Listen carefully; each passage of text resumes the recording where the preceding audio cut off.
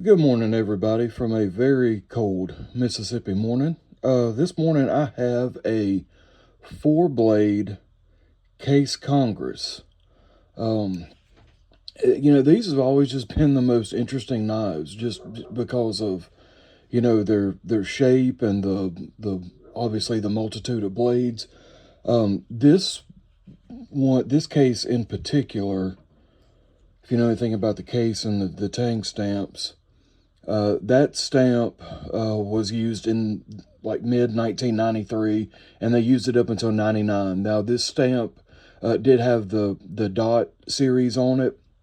I don't know if you can kind of tell there. There are no dots on this one, so I'm assuming this one was made closer to 99, around right before 2000. But feel free to correct me on that. It's been a while since I've looked at a lot of the stamps, so I might be out of practice.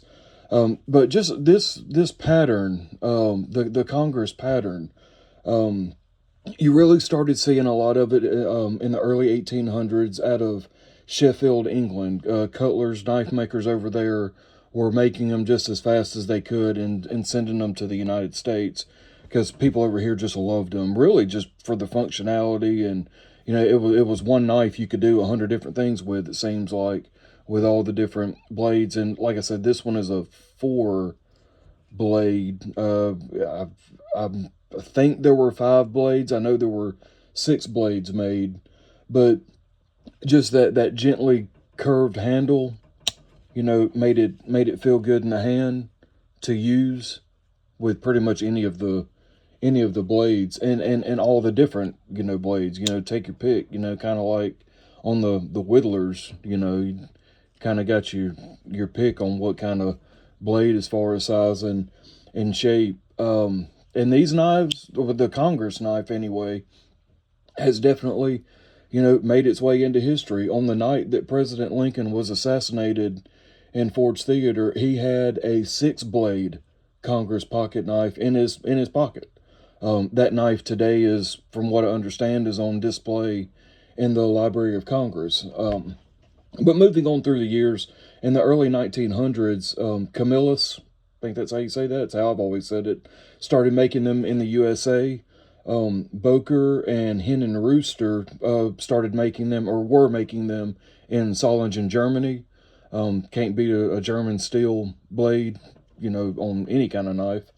And then, of course, Case started making them here in the United States. And Case made this pattern in different handle materials. Obviously, this is their famous yellow handle, but that Case made them up until 2008, when they were vaulted.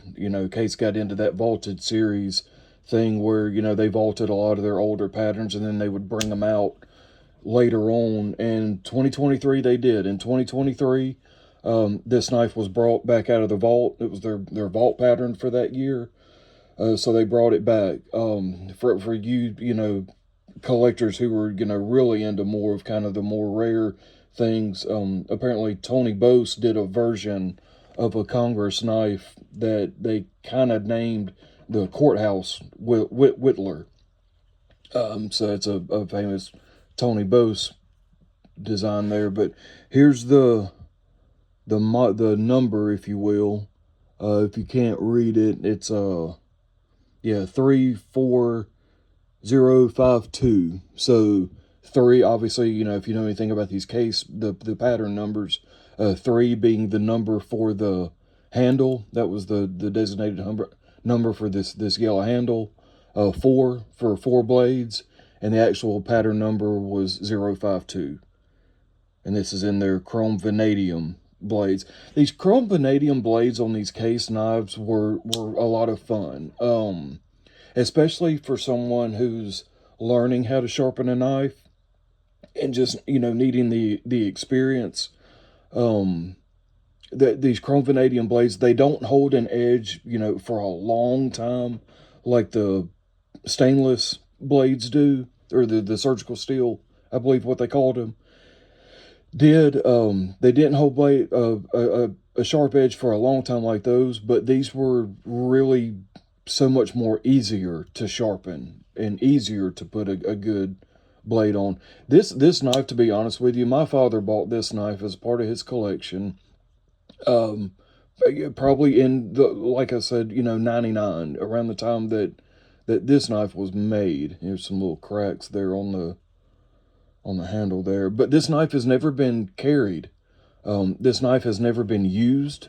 I would say from the time my dad bought this knife until about 2 years ago, 2 or 3 years ago, this knife lived in a glass front display case as part of his collection that him and I both share. So this knife has never been carried.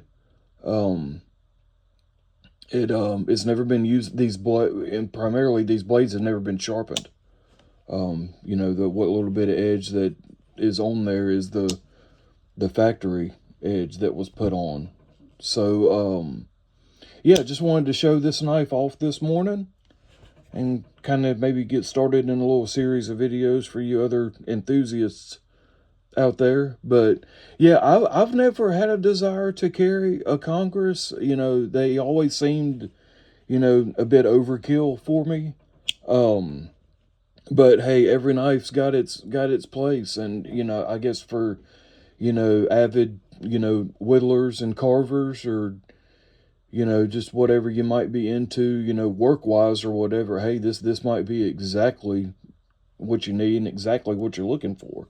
These little cutouts here make it really easy to get some of these blades open, especially on the back.